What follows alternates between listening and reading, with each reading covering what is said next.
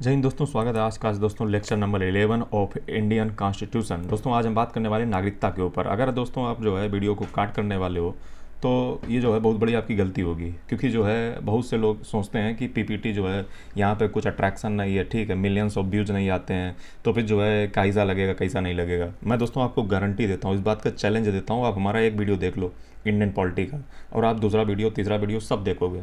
तो चलिए आज जो है स्टार्ट कर लेते हैं। दोस्तों नागरिकता जो है यानी कि जो सिटीजनशिप है वो किसी भी देश के लिए बहुत ज़्यादा जो है मैटर करती है।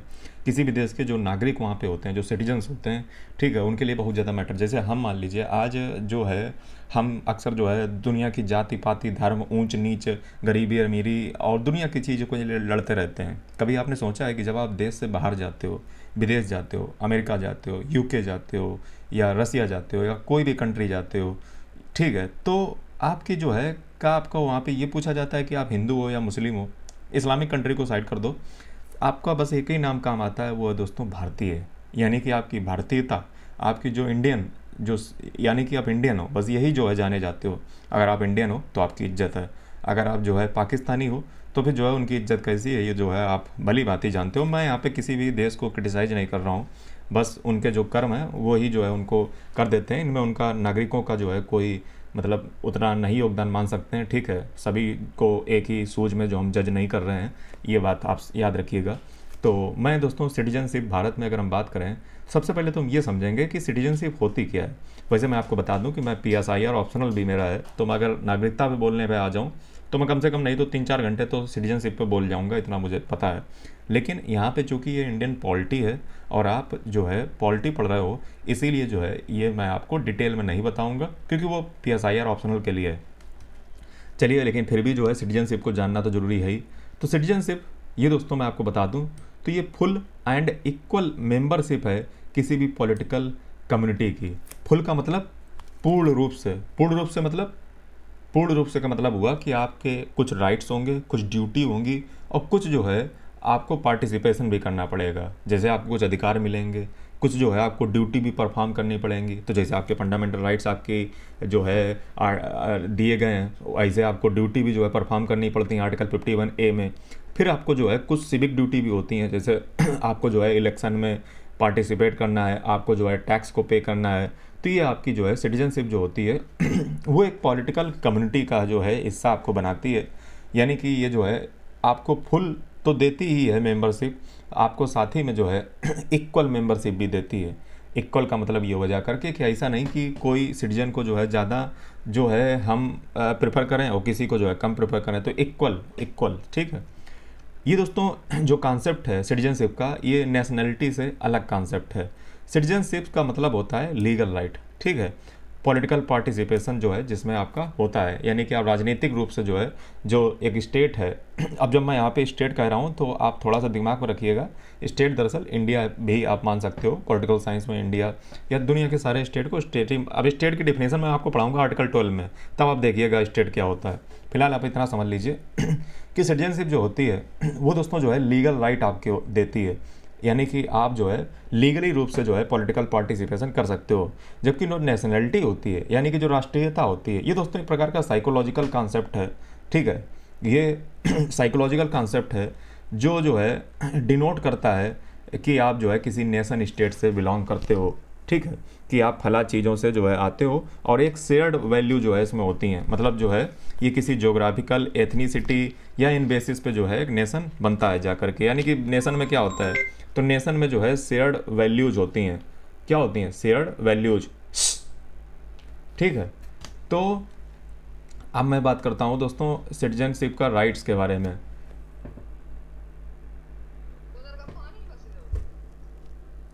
काम बताओ।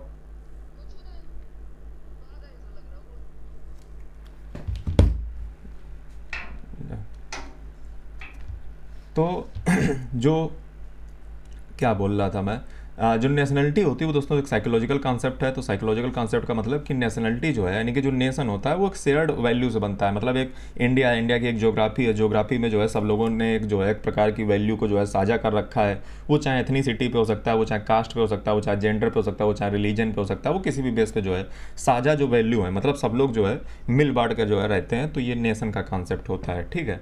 तो ये नेशनलिटी जो है एक प्रकार का साइकोलॉजिकल कॉन्सेप्ट ज़्यादा है, ठीक है। और जैसे हिटलर जो है वो नेशन के नाम पे बरगलाता है, ठीक है, राष्ट्र का निर्माण, ठीक है। तो ये चीज़ है। अब यहाँ पे हम बात कर लेते हैं कि एक नेट सिटीजनशिप के जो है राइट्स क्या होते हैं। तो राइट्स अगर हम क्लासीफाई करें, हालांकि पहले तो बहुत कम होते थे, अब दोस्तों जो राइट्स होते हैं आपके होते हैं कुछ सिविल राइट्स, कुछ होते हैं पॉलिटिकल राइट्स, कुछ होते हैं आपके सोशल राइट्स। सिविल राइट्स का मतलब हो गया आपका जैसे right to life, liberty, property, या आपके आर्टिकल नंबर 21 में लीगल राइट्स आपके हैं, समझ रहे। सिविल राइट्स का मतलब क्या हुआ कि जैसे मान लीजिए मामले दो प्रकार के होते हैं, आपको भी पता है कि एक होते हैं सिविल मामले, एक होते हैं क्रिमिनल मामले। तो सिविल का यही मतलब आप लगा लीजिए कि सिविल का मतलब यहाँ पे है दीवानी मामले, ठीक है। और सिविल राइट्स का मतलब है कि आपको राइट टू लाइफ है, जीवन जीने का अधिकार है, आर्टिकल 21।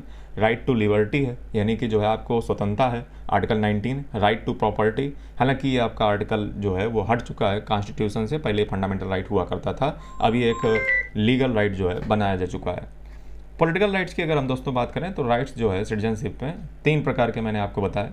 प्रथम दृष्टया मैंने आपको बताया कि सिविल राइट्स कुछ मिल जाते हैं आपको, फिर आपको कुछ पॉलिटिकल राइट्स मिल जाते हैं। पॉलिटिकल राइट्स का मतलब राइट टू वोट, यानी कि जो है आर्टिकल 326। कंटेस्ट इलेक्शन आप कंटेस्ट कर सकते हो, किसी पब्लिक ऑफिस को जो है होल्ड कर सकते हो। सोशल राइट्स आपको मिल जाते हैं, जैसे आपको राइट टू एजुकेशन मिल जाएगा। जैसे अभी सुप्रीम कोर्ट का हाल ही में वर्डिक्ट आया था कि जो है बाहरी जो है शरणार्थी भारत में आए हैं, माइग्रेंट्स आ गए हैं, उनको जो है शिक्षा मिलनी चाहिए, शिक्षा के अधिकार से उनको वंचित नहीं कर सकते। सुप्रीम कोर्ट का जजमेंट है हाल ही का। तो वर्क का अधिकार, वेलफेयर स्कीम का जो है फ़ायदा आपको मिलेगा। तो ये 3 प्रकार के राइट्स जो है, 3 टाइप्स के राइट्स जो है एक सिटीजनशिप के पास होते हैं, यानी कि जो एक नागरिक होता है उसके पास होते हैं। दोस्तों कॉन्सेप्ट जो सिटीजनशिप का है वो आया दरअसल कहाँ से, तो थोड़ा सा जो है मैं यहाँ पे आपको बता दूँ कि जो सिटीजनशिप है, पहला जो कॉन्सेप्ट है वो जो है क्लासिकल यूनिवर्सल सिटीजनशिप, ये दिया था टी.एच. मार्शल ने। किसने दिया था? टी.एच. मार्शल ने जो है क्लासिकल यूनिवर्सल सिटीजनशिप का कॉन्सेप्ट दिया था। ये दरअसल फ्रेंच और अमेरिका में जो रिवॉल्यूशन हुई थी उनमें जो है रूटेड है।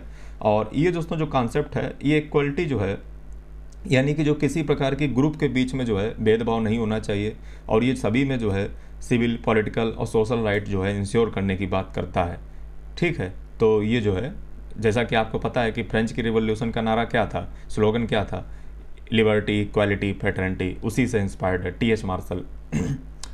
दूसरा जो आइडिया है, कॉन्सेप्ट है सिटीजनशिप का, वो है ग्रुप डिफरेंशिएटेड सिटीजनशिप। इसको दिया था आयरिस मैरियन यंग, इन्होंने 1980 में दिया था। इसका मतलब ये है कि ये जो है एक प्रकार की नागरिकता को जो है स्वीकार करती हैं जिसमें ग्रुप के बीच में डिफरेंशिएशन होगा। आपका होगा सर कैसे होगा, मतलब हमारे देश में तो जो है, हमारे देश में भी आपको देखने को मिलेगा, लेकिन संविधान हमारा रिकॉग्नाइज नहीं करता है। लेकिन क्या हमारे देश में एथनिक डाइवर्सिटी नहीं है? क्या यहाँ पे नागा, बोडो या अलग अलग कम्युनिटी के लोग जो रहते हैं, कल्चरल आइडेंटिटी हमारे यहाँ पे अलग अलग नहीं है? कल्चर अलग अलग सबका है। जेंडर डाइवर्सिटी हमारे देश में जो है, हालांकि अब बदलती ज़माने के साथ जो है बदल रही है, आपको थर्ड जेंडर, LGBTQ+ वगैरह, तो हमारे देश में जो है तमाम तरीके के ग्रुप बने हुए हैं, ठीक है। लेकिन हमारा कॉन्स्टिट्यूशन को रिकॉग्नाइज नहीं करता है, कॉन्स्टिट्यूशन हमारा सिंगल की बात करता है। और मैं ये नहीं कह रहा हूँ कि कॉन्स्टिट्यूशन हमारा रिकॉग्नाइज नहीं करता है, अब उसका अगर तर्क निकालने चल दोगे तो उसमें भी निकाल दूंगा मैं, ठीक है। तो ये मुझसे कोई आर्गूमेंट ना करे तो ज़्यादा बेहतर है।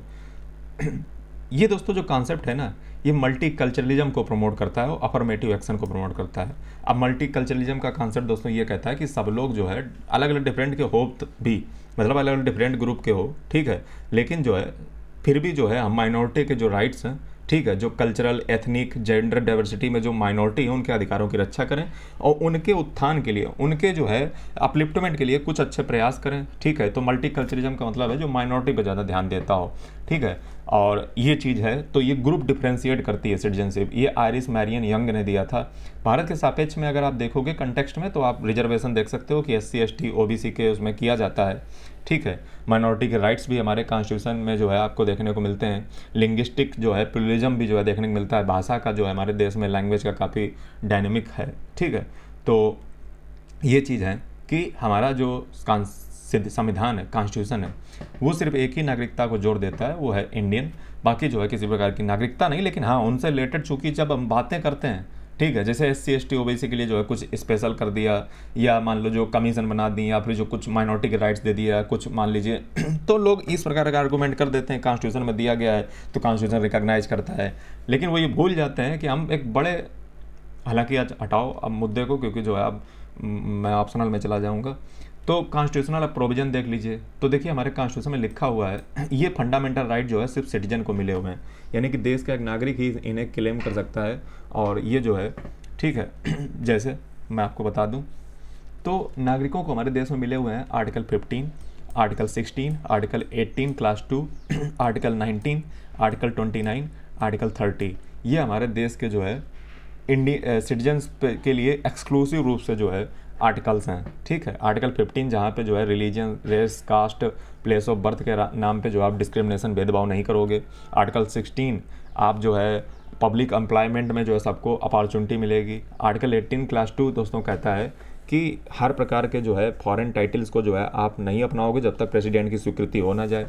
आर्टिकल 19 आपको 6 टाइप्स की जो है फ्रीडम देता है। आर्टिकल 20 जो है आपको कंजर्व कल्चर अपना जो है कर सकते हो, ठीक है, लैंग्वेज अपनी स्क्रिप्ट को जो है कंजर्व कर सकते हो। आर्टिकल 30 जो है माइनॉरिटी राइट्स जो है देता है ताकि अपना इस्टेब्लिश कर सको कोई इंस्टीट्यूशन और उसको जो है एडमिनिस्टर भी कर सको। दोस्तों मैं आपको बता दूं कि हमारे यहाँ पे फॉरेनर्स को जो है ये 3 राइट जो है मिलते हैं। कौन कौन से? आर्टिकल 14, आर्टिकल 21 और आर्टिकल 25, ठीक है। जो है ये जो है हमारे अगर बात की जाए तो फॉरेनर्स को भी जो है मिलते हैं। अब दोस्तों ऑफिस कुछ रिजर्व की गई हमारे देश में जो है सिर्फ भारत का सिटीजन ही बन सकता है। जैसे जैसे दोस्तों प्रेसिडेंट, वाइस प्रेसिडेंट, जजेस हो गए हाई कोर्ट, सुप्रीम कोर्ट के, गवर्नर हो गए स्टेट के, अटॉर्नी जनरल और एडवोकेट जनरल। अब आप कहोगे सर ये कौन होते हैं advocate general, attorney general? Tension बेटा ना लो, तुम सीधे बस हमारी पॉलिटी की सीरीज फॉलो करते चले जाओ। तुम्हें मैं मास्टर ना बना दिया, ये मास्टर हूँ तो तुम भी मास्टर बना दूंगा, ठीक है। हाँ तो समझ लो तुम्हारा लेवल मैं कहाँ पहुँचा दूंगा उसका तुम्हें अंदाज़ा नहीं होगा। इंडियन पॉलिटी में राजा बने फिरोगे, हाँ ये गारंटी मैं दे रहा हूँ अपनी तरफ से। MP, MLA, MLC ये सब भारत के ही बन सकते हैं। वोटर जो है वो भारत का ही हो सकता है, ठीक है। यूनिवर्सल एडल्ट फ्रेंचाइज हमारे यहाँ पे आई, जिसका मतलब होता है वयस्क मताधिकार 18+। दोस्तों ड्यूटी क्या है सिटीजन की? तो ये जो है मैं आपको बता दूं तो स्वर्ण सिंह कमेटी की सिफारिश पे जो है 51A जो है एक नया आर्टिकल बनाया गया। 42nd कॉन्स्टिट्यूशनल अमेंडमेंट एक्ट किया गया 1976 में, जिसके तहत मैं आपको बताऊं तो जिसके तहत जो है हमारे कॉन्स्टिट्यूशन में 86th कॉन्स्टिट्यूशनल अमेंडमेंट भी किया गया है। अब आप कहोगे सर जो है ये क्या मतलब तुम बता रहे हो?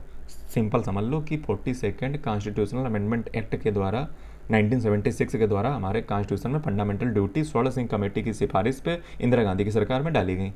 अच्छा फिर सर 86 अमेंडमेंट में क्या हुआ था? 86 अमेंडमेंट में जो है सिर्फ एक अधिकार नया ये एक ड्यूटी नई जोड़ी गई थी, वो दोस्तों ये वाली थी कि गार्जियन और पेरेंट जो है वो शिक्षा बच्चों को प्रोवाइड कराएंगे, ठीक है। बस इतनी सी बात है। अब अगर आप हमारे पिछले लेक्चर सारे देख करके आए हो रहे होते तो आपको ये बताने की ज़रूरत ही नहीं पड़ती, क्योंकि पहले एक बार भी बता चुका हूँ। पिछले 10 लेक्चर में मैंने एक बार कहीं बताया है। दोस्तों फंडामेंटल ड्यूटी का मतलब ये है कि नेशनल फ्लैग और एंथम का जो है सम्मान करेंगे भारत के नागरिक, डिफेंड करेंगे अपनी कंट्री को, आपको विदेशी थोड़ा ना करेगा, नेशनल सर्विस को जो है, और प्रमोट करेंगे हार्मनी, प्रोटेक्ट करेंगे एनवायरनमेंट, सेफगार्ड देंगे पब्लिक प्रॉपर्टी को करेंगे, और प्रोवाइड करेंगे अपॉर्चुनिटी फॉर एजुकेशन, ठीक है। और ड्यूटी जो है पेरेंट्स गार्जियन की जो है ये डाली गई थी। और अदर भी ड्यूटी हैं जो कि जो है जैसे इनडायरेक्टली मान सकते हो, पे टैक्स करेंगे, फॉलो करेंगे लॉ को, पार्टिसिपेट करेंगे डेमोक्रेसी में। अब दोस्तों नेहरू और लियाकत अली खान जो के बीच में एक पैक्ट हुआ था, समझौता हुआ था 1950 में। इसको दोस्तों हम कहते हैं agreement between the government of India and Pakistan regarding security and rights of minorities. इसका दोस्तों पॉपुलर नाम है नेहरू लियाकत पैक्ट, दिल्ली पैक्ट इसको कहते हैं। ये दोस्तों साइन किया गया था 8 अप्रैल 1950 को न्यू दिल्ली में। इसके सिग्नेचरी थे prime minister of India, prime minister of Pakistan, आप समझ गए होंगे। इसका कॉन्टेक्स्ट दोस्तों ये था कि पोस्ट पार्टीशन के बाद बहुत सारे जो है धार्मिक जो है बहुत सारे जो है कम्युनल राइट्स देखने को मिले, दंगे हुए हमारे देश में, आपको पता होगा। और रिफ्यूजी एक प्रकार का क्राइसिस, इधर से ट्रेन भर के जाती थी मार काट करके, उधर से ट्रेन भर के मार काट करके जो है आती थी, तो काफ़ी जो है खून खराबा हुआ था, आपने सुनी होगी इसी कवि कहानी। तो 1950 की तरफ जो है over 1 million Hindu fled East Pakistan into India while Muslim crossed into Pakistan East India. तो मैं आपको बता दूं कि जो है बहुत सारे जो हिंदू थे 1 मिलियन, जैसा कि कहा है कि हिंदू जो है पाकिस्तान जो है से भाग करके इंडिया में आ गए। पाकिस्तान ये ईस्ट वाला है, बांग्लादेश जो आज है, ठीक है। और जो है वायलेंस, फोर्स कन्वर्जन, एबडक्शन हुआ, प्रॉपर्टी सीज हुई, मतलब इतना जो है अत्याचार मचा था। और लोग जो है गांधी को गाली देते हैं, ठीक है, गांधी को उल्टा सीधा बोलते हैं, देश आज़ाद है, देश में दंगे हो रहे हैं। वो आदमी नवाखाली में जो है सांप्रदायिक दंगे जो है शांत कराने में लगा हुआ है, ठीक है। कोई आज़ादी का जश्न नहीं, कोई कुछ नहीं, क्या तुम समझोगे? अरे हम कहते कम से कम इज्जत ना कर सको लेकिन बुराई तो कम से कम मत करो। वो आदमी सच में जो है महात्मा था। और ये सब जो कम पढ़े लिखे या जो लोग हैं वो ज़िंदगी में नहीं समझ पाएंगे, जो कट्टरता जैसी मानसिकता से जो है ग्रसित हैं, जो क्या बताएं कि प्रोविज़न इनके देख लीजिए, इनके लिए वो जो है, मैं किसी की बुराई नहीं कर रहा हूँ, देखिए मैंने किसी की तारीफ़ की तो, लेकिन मैंने किसी की बुराई करना जरूरी थोड़ा ना समझा। हाँ, तो ये चीज़ है, समझ सुधारो, समझ पढ़ने से आएगी। ये जो चार चौपतियाँ व्हाट्सएप यूनिवर्सिटीज़ पढ़े हुए कहाँ समझ आएगा। की प्रोविज़न देख लीजिए दोस्तों, जो है इसमें प्रोविज़न ये थे कि माइनॉरिटी के राइट्स की जो है प्रोटेक्शन की जाए, जैसे life, culture, property, religious freedom minority की, और इक्वल ट्रीटमेंट किया जाए दोनों देशों में, public service, education, employment, cultural institution, rehabilitation हो दोबारा जो रिफ्यूजी जो रिटर्न हुए हैं उधर, non recognition of forced conversion, किसी प्रकार से फोर्स्ड कन्वर्जन नहीं होगा। ज्वाइंट ओवरसाइट मैकेनिज्म बनाया जाएगा, यानी कि जो है एक ज्वाइंट कमेटी बनेगी जो दोनों देशों में जो है इन्वेस्टिगेशन करेगी कंप्लेंट की इसके रिगार्डिंग। दोस्तों एक जो है सिग्निफिकेंस, इसकी सार्थकता क्या है, तो इसकी सार्थकता ये है कि इससे एक इमीडिएट रिलीफ मिल गया, ठीक है, शांति मिल गई, ठीक है, टेंशन थोड़ी सी कम हुई। सेकुलर कमिटमेंट हुआ, मतलब एक प्रकार से आपने देखा हो तो जो कमिटमेंट हैं वो सेकुलर टाइप की प्रतीत हो रही हैं, धर्म से रिलेटेड नहीं है। डिप्लोमेटिक जो है वैल्यू इसमें जो है आपको देखने को मिल रही है कि इंडो पाक के रिलेशन जो है वो थोड़े से नॉर्मलाइज होते दिख रहे हैं, लेकिन इसकी लिमिटेशन भी है कि ये जो है पैची एक टाइप से बनी रही। पैची का मतलब क्या हुआ कि migration of Hindus from east Pakistan continue रहा, ठीक है, और while protection of minority in bath country remained uneven, यानी कि जो है प्रोटेक्शन उसका कुछ बधाई सही है। अब दोस्तों हम आ जाते हैं सिटीजनशिप भारत में, कुछ आर्टिकल देख लेते हैं। तो आर्टिकल 5 दोस्तों इंडिया में जो है सिटीजनशिप की बात करता है, कब, जब संविधान शुरू हुआ, यानी कि सिटीजनशिप एट कमेंसमेंट, यानी कि जो है any person domiciled in India on 26 January 1950 was a citizen, यानी कि कोई भी व्यक्ति जो है जो 1950 26 जनवरी को जो है भारत में डोमिसाइल कर रहा था तो वो जो है भारत का ही जो है सिटीजन माना जाएगा, अगर वो भारत में ही जन्म हुआ था उसका, या उसके पेरेंट जो है भारत में जन्म लिए थे, या उसने जो है इंडिया में लगभग जो है संविधान शुरू होने के पिछले 5 सालों से जो है भारत में रह रहा था। तो इसके जो है डोमिसाइल का मतलब जान लीजिए कि जो परमानेंट होम जिसका होता है, और इंटेंशन भविष्य में भी होती है रहने की, ठीक है। तो ये जो है मैं आपको बता दूं आर्टिकल 5। आर्टिकल 6 समझिए। आर्टिकल 6 दोस्तों जो है माइग्रेंट्स के बारे में है, जो है पाकिस्तान से जो है माइग्रेंट्स भारत आ गए थे उनके बारे में है।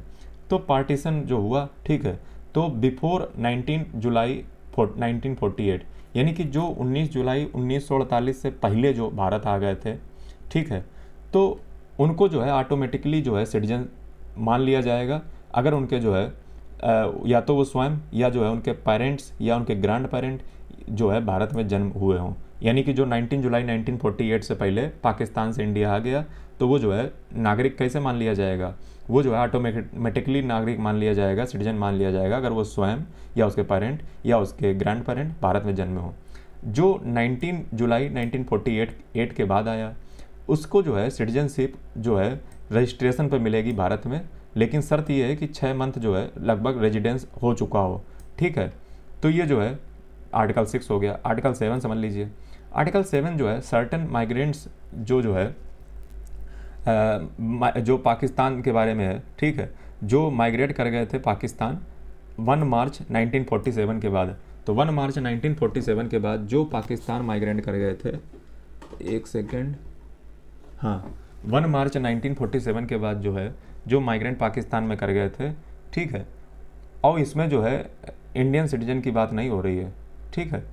एक्सेप्शन इसमें क्या है, तो एक्सेप्शन इसमें ये है कि person returning to India on a permit of resettlement return could regain citizenship, यानी कि जो है वो दोबारा जो है सिटीजनशिप को गेन कर सकते हैं। यानी कि जो भी जो है माइग्रेट कर गए थे पाकिस्तान 1 मार्च 1947 के बाद, ठीक है, वो जो है मैं आपको बता दूं तो आर्टिकल 7 की यहाँ पे मैं बात कर रहा हूँ। आर्टिकल 7 जो है इंडियन कॉन्स्टिट्यूशन का, उसको आपको दोबारा सुनना चाहिए। Those who migrated to Pakistan after 1 March 1947, यानी कि जो भी जो है, इसको जो है आपको मैं हिंदी में बताने का प्रयास करूं तो जो है जो भारत का जो संविधान का मतलब आर्टिकल जो 7 है वो उन व्यक्तियों की जो है नागरिकता के अधिकारों संबंधित है जिन्होंने 1 मार्च 1947 के बाद भारत से पाकिस्तान जो है माइग्रेट कर गए थे, ठीक है। अगर इस आर्टिकल के अनुसार अगर आप देखोगे तो कोई भी व्यक्ति जो 1 मार्च 1947 के बाद भारत से पाकिस्तान जो है गए व्यक्ति को भारत का नागरिक जो है नहीं माना जाएगा, ठीक है। भले ही उसने जो है संविधान के अनुच्छेद यानी कि जो आर्टिकल हैं 5 और 6 की अन्य शर्तों को पूरा किया हो। यानी कि 1 मार्च 1947 के बाद अगर जो है यदि जो है कोई भी जो है भारत से पाकिस्तान जाता है तो उसको भारत का नागरिक नहीं माना जाएगा, बशर्ते चाहे भले उसने जो है आर्टिकल 5 और आर्टिकल 6 से जो है अन्य शर्तों को पूरा कर लिया हो, ठीक है। लेकिन जो है जो लोग परमिट लेकर स्थायी रूप से जो है वापस भारत लौटते हैं उन्हें नागरिकता मिल जाएगी। यानी कि जो परमिट लेकर के आएंगे, ठीक है, परमिट जो है रीसेटलमेंट की रिटर्न की लेकर के आएंगे, उन्हें जो है ये नागरिकता मिल जाएगी, ठीक है। तो ये चीज़ जो है आपको पता होनी चाहिए, ठीक है। आई होप कि आप समझ गए होंगे, परमिट अनिवार्य है, ठीक है।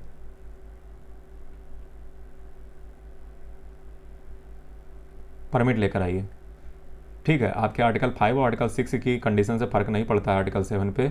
अगर जो है आप 1 मार्च 1947 के बाद जो है पाकिस्तान भाग गए थे, ठीक है, इंडिया से, और जो है अगर आपको रीसेटलमेंट इंडिया में होना है तो आप परमिट लेकर आइए, और इसमें फ़र्क नहीं पड़ता है आपने आर्टिकल 5 और आर्टिकल 6 की जो है आर्टिकल 5 और आर्टिकल 6 की शर्तों को पूरा कर लिया हो, कोई फ़र्क नहीं पड़ता।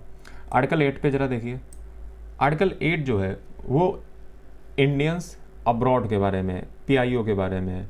यानी कि जो person of Indian origin abroad हैं, इसका मतलब क्या हुआ कि जो भी जो है पर्सन है इंडिया का वो जो है अब्रॉड यानी कि विदेश में है, ठीक है। यानी कि जैसे मान लीजिए फॉर एग्जांपल कि जैसे अभी थोड़े दिन पहले आपने देखा था कि क्विंटन हिलेरी, ठीक है, तो क्विंटन हिलेरी जो है डोनाल्ड ट्रंप नहीं जो बाइडेन के जो है और जो डोनाल्ड ट्रंप के साथ जो है प्रतिद्वंदी थी, तो क्विंटन हिलेरी हार गई थी, ठीक है। और क्विंटन हिलेरी जो है इंडिया की ओरिजिन की थी, या ऋषि सुनक की जो है तो वो भी जो है अगर उनके वाइफ देखोगे तो वो भी जो है PIO है, ठीक है। तो PIO मतलब वो होते हैं जो है जिनके दादा परदादा वगैरह जो है इंडिया में ही रहे होते हैं। तो अब आर्टिकल 8 देखिए, तो ये जो है उन पर्सन पे अप्लाई होता है जो पर्सन ऑफ इंडियन ओरिजिन है, ठीक है। और ये जो है एलिजिबल होंगे नागरिकता के लिए अगर उनके सेल्फ या पेरेंट या ग्रैंड पेरेंट जो है भारत में जन्मे हों, और ये जो है रजिस्ट्रेशन के माध्यम से इंडियन काउंसुलेट में रजिस्ट्रेशन करवा करके सिटीजनशिप ले सकते हैं, ठीक है। और इससे जो है, ठीक है। अब आर्टिकल नंबर 9 देखिए। आर्टिकल नंबर 9 जो है ये डुअल सिटीजनशिप को ख़त्म कर देता है।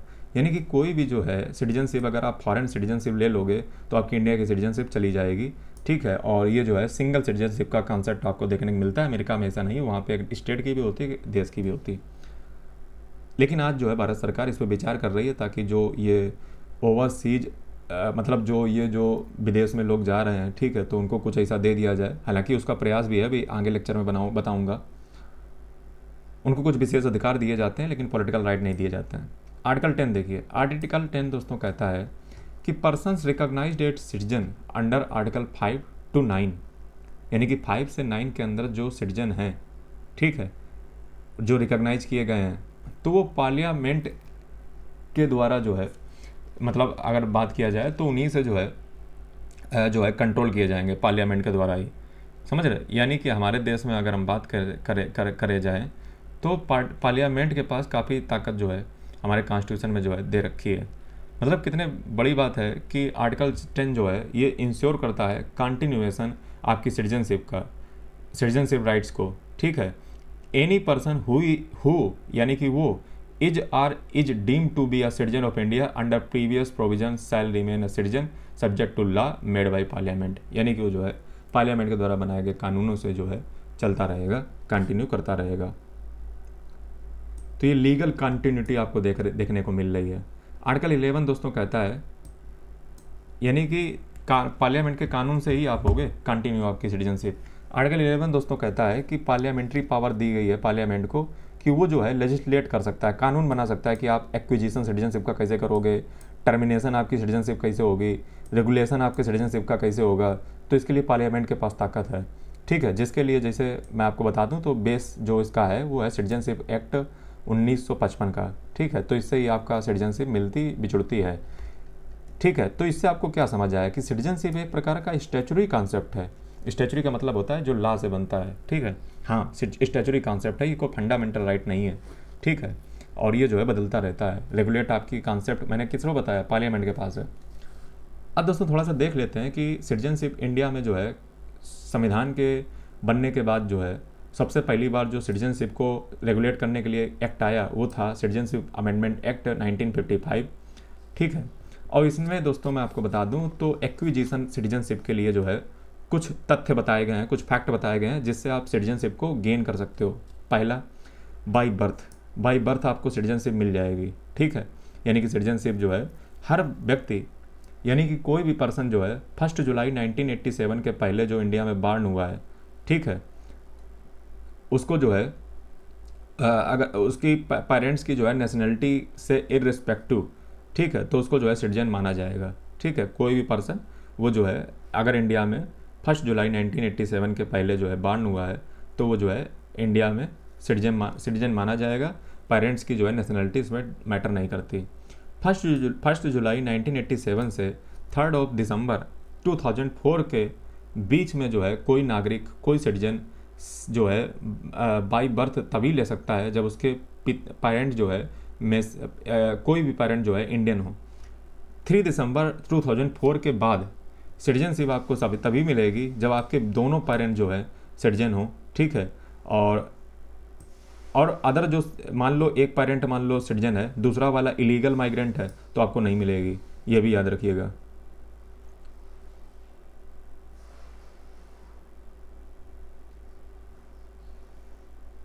ठीक है, तो इलीगल माइग्रेंट नहीं होना चाहिए, सही बोला मैंने। दोस्तों बाई डिसेंट भी आप ले सकते हो, सेक्शन 4 में जो है ये बात लिखी हुई है, इसी के सिटीजनशिप एक्ट की बात कर रहा हूँ। तो बाई बर्थ आपको मिल सकती है, बाई डिसेंट मिल सकती है। बाई डिसेंट कैसे, अगर जो है यदि जो है बिफोर 10 दिसंबर 1992 सिटीजनशिप आपको तभी मिलेगी अगर जो है आपके पिताजी इंडियन थे, ठीक है, इंडियन हैं। और आपको जो है 10 दिसंबर 1992 के बाद जो है सिटीजन आपको तभी बनोगे जब आपके जो है कोई भी पेरेंट जो है वो इंडियन हो, ठीक है। 3 दिसंबर 2004 के बाद जो है सिटीजनशिप आपको तभी मिलेगी जब आपके जो है if parent register birth at Indian consulate with in 1 year, यानी कि आपके जो है जो पेरेंट हैं उन्होंने जो है विद इन 1 ईयर जो है रजिस्ट्रेशन करवा दिया था आपके काउंसुलेट में, ठीक है। यानी कि 3 दिसंबर 2004 के बाद जो बच्चे जन्म ले रहे हैं उनके पिता को जो है 1 ईयर के अंदर जो है रजिस्ट्रेशन कराना अनिवार्य है, कंपलसरी। बाय रजिस्ट्रेशन भी जो है आपको सिटीजनशिप मिल सकती है सेक्शन 5 के तहत, ठीक है। तो सेक्शन 5 जो है देखिए ये जो है स्पेसिफाइड कैटेगरी है पर्सन की, और ये दोस्तों गवर्नमेंट ऑफ इंडिया पे अप्लाई होती है। Person of India origin residing in India more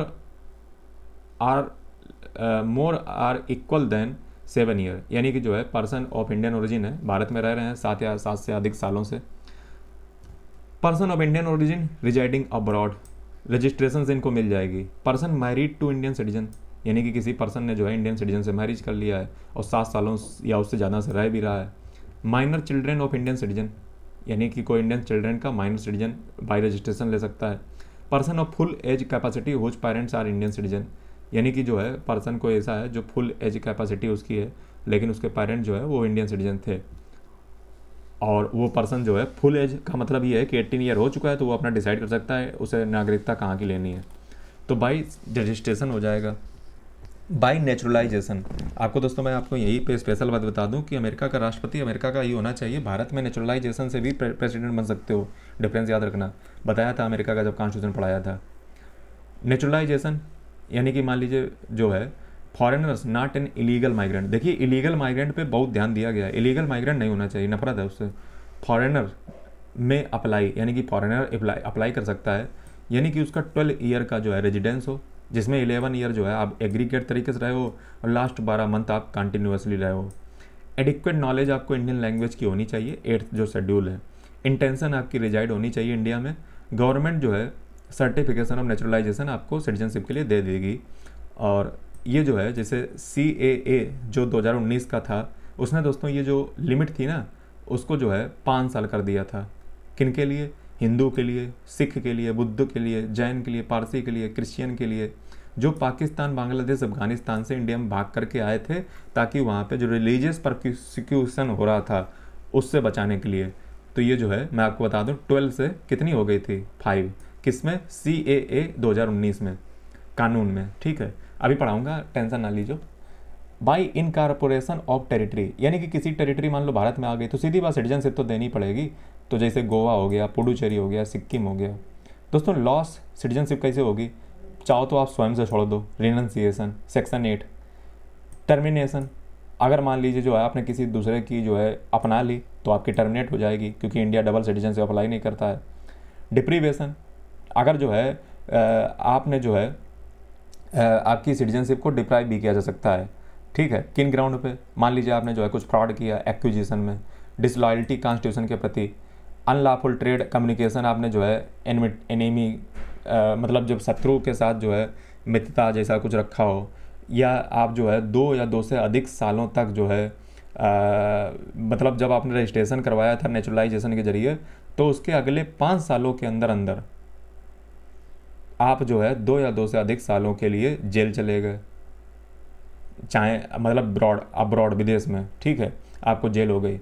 continuous residence abroad for 7 year without registration at consulate, यानी कि आप कंटिन्यू जो है 7 सालों से रह ही रहे हो बाहर ही, और आप बता ही नहीं रहे हो कॉन्सुलेट को। अब कॉन्सुलेट कुछ लोगों को नहीं समझ आ रहा होगा, मैं आपको सिंपल बता देता हूँ कि दोस्तों जैसे हमारी जो है एम्बेसी होती है बाहर, एम्बेसी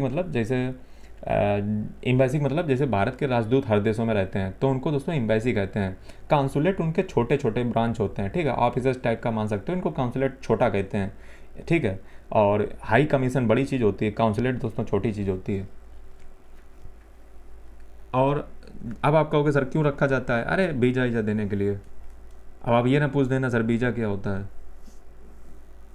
तो की अमेंडमेंट जो है देख लीजिए। तो मैं आपको बता दूं कि इसमें जो है कुछ अमेंडमेंट हुए हैं, इसी बार नहीं है। जैसे जो है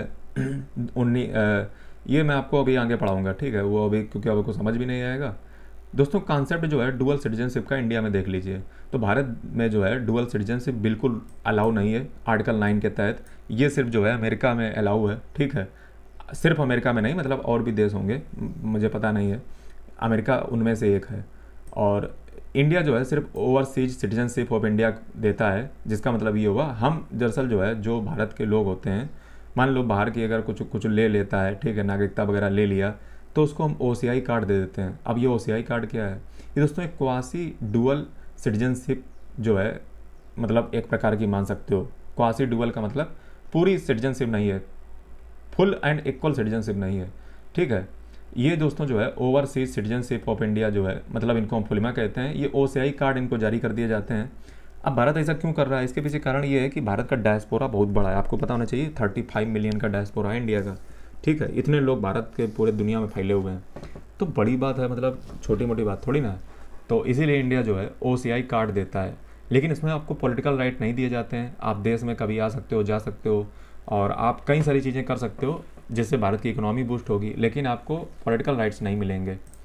ठीक है दोस्तों, यहीं पे जो है वीडियो में मैं आपको बीच में जो है थोड़ा सा परेशान करना चाहूँगा, क्योंकि उतनी देर से कर नहीं रहा हूँ, कि अगर जो है आप UPSC की प्रिपरेशन कर रहे हैं तो दोस्तों आप जो है ओसवाल बुक्स को जरूर चेकआउट करें। ओसवाल बुक्स का दोस्तों मैंने रिव्यू कर रखा अपने चैनल पे। इनकी बहुत सारी बुक्स आती हैं, जैसे UPSC एग्जाम के लिए NCERT मैंने अभी रिव्यू की थी। इनकी 31 ईयर की PYQ बुक आती है। ठीक है, कई सारी इनकी बुक्स हैं NCERT की, कई सारी बुक जो है इनकी बेस्ट क्वालिटी में आती हैं। सबसे अच्छी क्वालिटी इनका रिव्यू हमारे चैनल पे है, आप ये जो लिंक मिल जाएगा कम्युनिटी टैब पे, डिस्क्रिप्शन में लिंक आपको मिल जाएगा डिस्क्रिप्शन में, वहाँ से आप इनकी बुक को ऑर्डर कर सकते हो, रिव्यू देख लेना, मेरा पढ़ा होगा।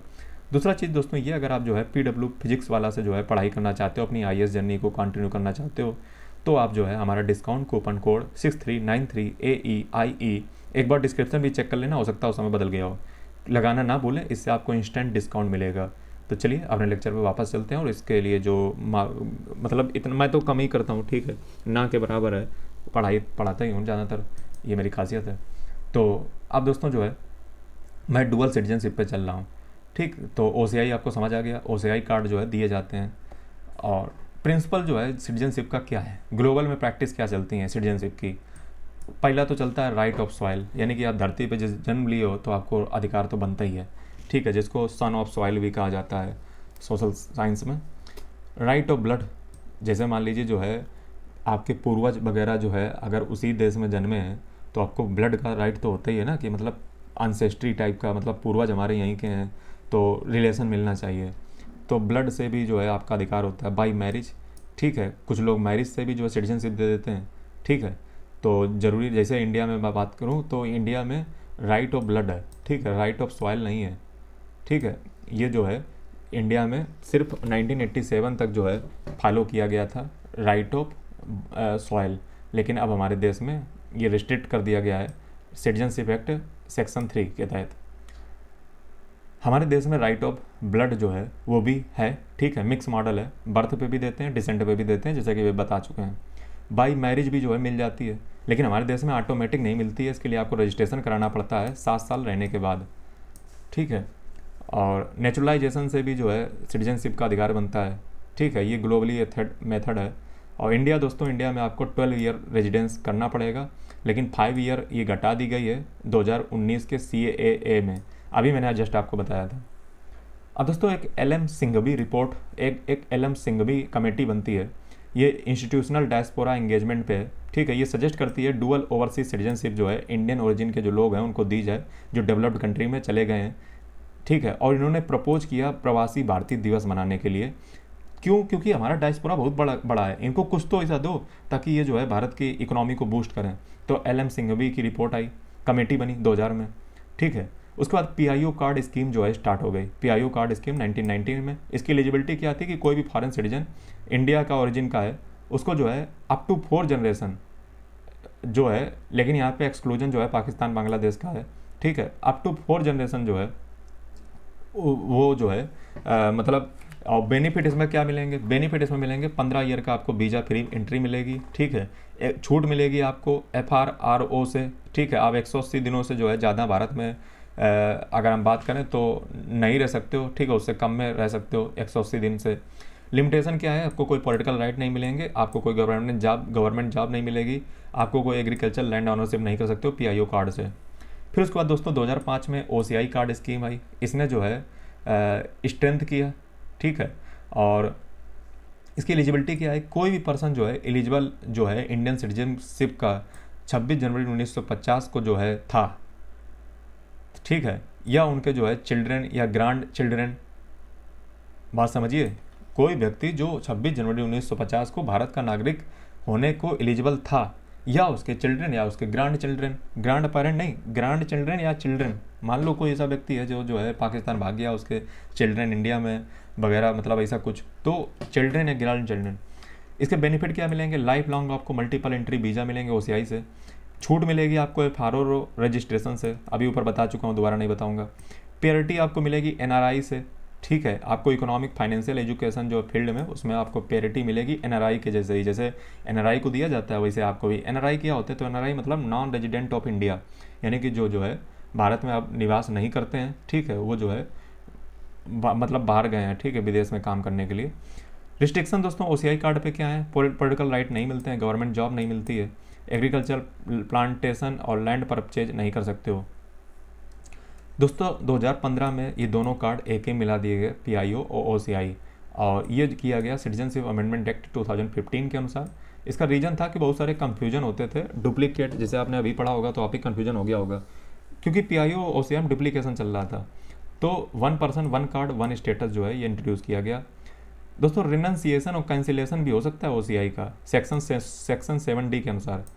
अगर जो है आप वॉलंटरी जो है सरेंडर कर दो, ठीक है, और या जो है आप वही सारी चीज़ें हैं कि आप जेल या जो है ट्रेड मतलब और शत्रु के साथ और फ्रॉड वगैरह वही सारे ग्राउंड हैं जो ऊपर पढ़ाए हैं। लेक्चर भगा भगा कर देख रहे हो तो बंद कर दो।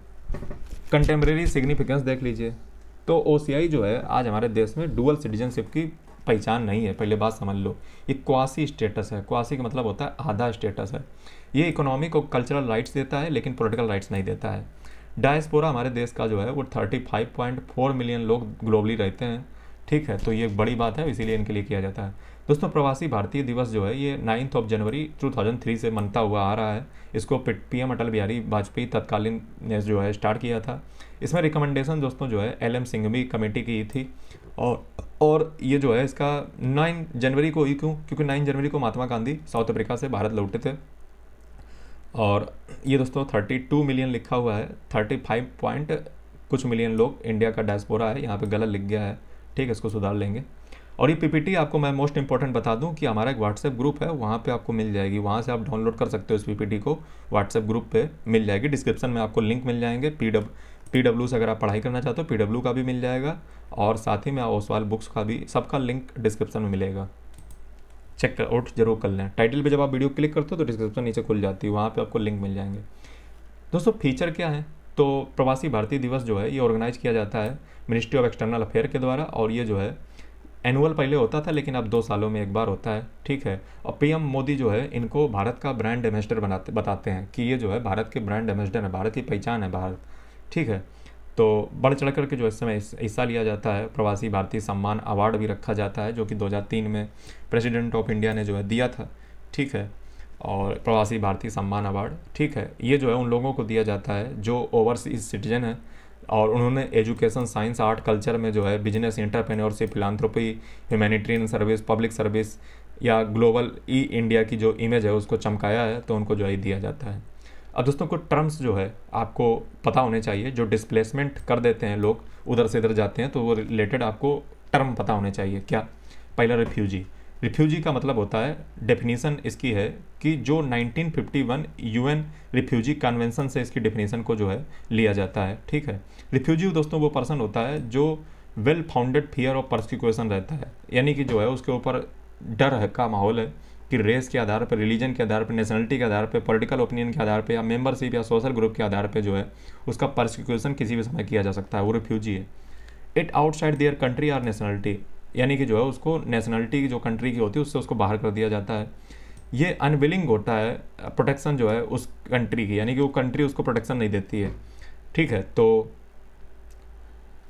यानी कि जो है अगर कोई भी, जैसे मैं आपको बता दूं तो भारत इसका सिग्नेचरी नहीं है UN रिफ्यूजी कन्वेंशन का, लेकिन उसमें दोस्तों एक बात कही गई है कि कोई भी रिफ्यूजी को आप उसके घर पे जो है वापस लौटा नहीं सकते हो, क्योंकि वहाँ पे उसको मार डाला जाएगा, ठीक है। ये जो है मैं आपको बता दूं तो आर्टिकल 33 जो 1951 की जो UN कन्वेंशन है ना, उसमें ये बात लिखी हुई है, कोई भी व्यक्ति घर पे मतलब परसिक्यूशन का डर है, वापस नहीं भेजोगे। जैसे मैं एग्जांपल दे देता हूँ, रोहिंग्या हो गए, भारत में म्यांमार से आते रहते हैं रोहिंग्या मुस्लिम्स, और सीरिया में जो है सिविल जो वार जब चलता है, ठीक है, तो वहाँ के रिफ्यूजी वगैरह, ठीक। माइग्रेंट की बात करें तो माइग्रेंट जो है माइग्रेंट दोस्तों वो होता है, इसकी डिफिनीशन आपको इंटरनेशनल ऑर्गेनाइजेशन फॉर माइग्रेशन में मिलेगी। और दोस्तों वो व्यक्ति होता है जो within the same country or across international border, जो है इंटरनेशनल बॉर्डर या सेम कंट्री में एक जगह से दूसरी जगह पे बदलता है। ये टेम्प्रोरी भी हो सकता है, परमानेंट भी हो सकता है, तो ये कोई खतरे की बात ज़्यादा है नहीं, ठीक है। जैसे मान लो कुछ हो गया तो कंट्री में मूव कर गए, या मान लो इंटरनेशनल बॉर्डर ये क्रॉस कर गए, ठीक है। इसके रीजन दोस्तों क्या होते हैं? इसके रीजन होते हैं वर्क, काम नहीं मिल रहा है वहाँ पे, एजुकेशन नहीं है, फैमिली नहीं है, रिनंसिएशन नहीं, रीयूनिफिकेशन, पॉवर्टी एलिवेशन, ये दोस्तों रिफ्यूजी से डिफरेंट होते हैं, ठीक है। माइग्रेशन जो है ये ज़्यादातर इच्छा से होता है और परसिक्यूशन इसमें नहीं होता है। जैसे इंडिया के जो माइग्रेंट हैं वो गल्फ में जाते हैं काम करते हैं। असाइलम सीकर कौन होते हैं? तो इसकी दोस्तों डेफिनेशन आपको UNHCR, यूनाइटेड नेशन क्या होगा HCR, human commission of rights, पता नहीं, चलो देखो, दोस्तों इसकी डेफिनेशन जो है असाइलम सीकर की आपको UNHCR में मिलती है। ये दोस्तों वो पर्सन होता है जो अप्लाइड होता है इंटरनेशनल प्रोटेक्शन का और वेटिंग कर रहा होता है डिसीजन का रिफ्यूजी स्टेटस को लेकर के। मतलब रिफ्यूजी का जो स्टेटस है वो जो है उसको मिलने का इंतज़ार कर रहा है। जैसे मान लो मैं बॉर्डर पे खड़ा हूँ, मैं चाह रहा हूँ भारत में घुसना, म्यांमार से भाग करके आया हूँ, भारत में घुसना चाह रहा हूँ, लेकिन भारत वाले वेरीफाई कर रहे हैं, तो इसका मतलब मैं इंतज़ार कर रहा हूँ, तब तक कहाँ रहूँगा। ठीक है, तो ये असाइलम सीकर होते हैं। जैसे डंकी प्रैक्टिस के जरिए, डंकी डॉग प्रैक्टिस नहीं, डंकी प्रैक्टिस के जरिए जो है लोग अमेरिका जाते हैं, मैक्सिको बॉर्डर से जो है क्रॉस करते हैं और कई बार पकड़े जाते हैं। ठीक है, तो एल सल्वाडोर वगैरह जो कंट्री, तो वहाँ पे जो है जेलें बनी हुई हैं, तो उनको फिर रखा जाता है, फिर जो है उनको पकड़ करके जो है भारत छोड़ा जाता है। जैसे भी थोड़े दिन पहले साउथ कोरिया के लोगों को जो है बंधक बनाया था अमेरिका ने, और फिर उनको छोड़ा था, फिर उसमें जो माफ़ी मगर असाइलम सीकर जो है ये रिफ्यूजी होते हैं। ठीक है, और इनिशियली रूप से ये रिफ्यूजी ही होते हैं असाइलम सीकर। ठीक है, और not all asylum seeker are recognized as refugee, यानी कि सारे जो है असाइलम सीकर रिफ्यूजी नहीं होते हैं। Point to be noted. कारण हो सकता है मन से जाना चाह रहे हो भारत में, हैं भगाया ना गया हो हमें, तो ये भी हो सकता है। जैसे अफ़गान के जो लोग हैं, ठीक है, अफ़गान में जब मामला हुआ था तो जो अमीर अमीर थे वो जो है वेस्टर्न में चले गए थे, जो गरीब थे वो बेचारे जो उधर उधर देश में भाग गए थे। तो अफ़गान के लोगों ने जर्मनी वगैरह में अप्लाई किया था, तो वो तो मन से भागे रहे ना कि सरकार तालिबान की है। एनवायरमेंटल माइग्रेंट भी हो सकता है, मान लो क्लाइमेट बिगड़ गया, कुछ भी हो गया, तो भी माइग्रेंट हो सकता है। इस पर जो है काफ़ी यूनाइटेड नेशन विचार करता रहता है, आइलैंड पिघल रहे हैं वगैरह वगैरह। जैसे कई सारे आइलैंड जो है मैं आपको बता दूं पिघलने वाले हैं, तो उससे भी माइग्रेशन जो है हो सकता है। क्लाइमेट से भी जो है माइग्रेशन एक प्रकार की एक्टिविटी है। इसकी डिफिनीसन आपको जो है मैंने आपको अभी बताया कि इसकी डिफिनीसन आपको इंटरनेशनल ऑर्गेनाइजेशन फॉर माइग्रेशन में जो आपको देखने को मिलेगी, यानी कि UNHCR की गाइडलाइंस में आपको देखने को मिलेगी, जिसका मतलब होता है people forced to leave home due to sudden और progressive environmental change that make living condition unsafe. यानी कि कोई भी व्यक्ति जो है वो जो लिविंग कंडीशन है उसमें, चूँकि या तो मान लीजिए वो जगह जो है उसमें पानी ज़्यादा भर गया है, आइलैंड डूब गया है, या कोई भी कारण हो सकता है, क्लाइमेटिक रूप से मान लो आग लग गई या कुछ भी लग गया, ठीक है, वो जगह रहने के लायक नहीं रही, या मान लो ह्यूमन क्राइसिस हो गया। ह्यूमन क्राइसिस मतलब जैसे नागासाकी या जो है वो कौन था, हिरोशिमा पे बम गिराए गए थे, तो वो तो ह्यूमन ने ही ख़राब किया था सब मामला। तो ये जो है एनवायरमेंटल माइग्रेंट या क्लाइमेट क्राइसिस के अंतर्गत आता है, और इसके कारण ड्राट हो सकता है, सूखा, डिजर्टिफिकेशन, रेत मतलब जो है इसको क्या कहेंगे, रेतीकरण, डिजर्टिफिकेशन, सी लेवल मान लो समुद्र का स्तर बढ़ गया है, फ्लड, बाढ़, साइक्लोन, चक्रवात। ये जो है 1951 कन्वेंशन में नहीं है यूनाइटेड नेशन की, इसको जो है सिर्फ पॉलिसी डिस्कशन के लिए जो है UNFCCC के अंतर्गत रखा जाता है। UNFCCC आपको पता होना चाहिए, United nation framework convention on climate change, और वार्सा इंटरनेशनल मैकेनिज्म जो है इसके लिए काम करता है। UNFCCC क्लाइमेट पे रिलेटेड ही बातें करता है, अक्सर जो है बाकायदगी चलती रहती है। जैसे इस बार जो है, पिछली बार COP29 जो है अजरबैजान में हुई थी, इस बार जो है अजरबैजान के बाकू में हुई थी, इस बार जो है ब्राज़ील में हो रही है। ठीक है, COP30, जिसमें जो है मोदी जी ने नारा भी दिया है कि बाकू से बेलन, यानी कि जो $1.3 ट्रिलियन का जो लक्ष्य निर्धारित किया गया था। हालांकि चलिए अब मैं कोई इन्वायरमेंट में नहीं जा रहा हूँ, मुद्दे पे आओ। इंटरनली डिस्प्लेस्ड पर्सन क्या होते हैं, ये UN इसकी guiding principles on international displacement में आपको इसकी डेफिनेशन मिलेगी। वो पर्सन जो है फोर्स रूप से जो है भगाए जाते हैं अपने घर से, ठीक है, लेकिन वो कंट्री में ही जो है बॉर्डर पे रहते हैं, तो इनको जो है हम इंटरनली डिस्प्लेस्ड पर्सन कहते हैं। मान लो आर्म कॉन्फ्लिक्ट हो गया, वायलेंस हो गया, ह्यूमन राइट्स वगैरह जो है, मतलब ठीक है, ये जो है भगाए जाते हैं, लेकिन जो है अपने कंट्री के बॉर्डर पे ही बने रहते हैं। ठीक है, तो ये डिफरेंट होते हैं रिफ्यूजी से।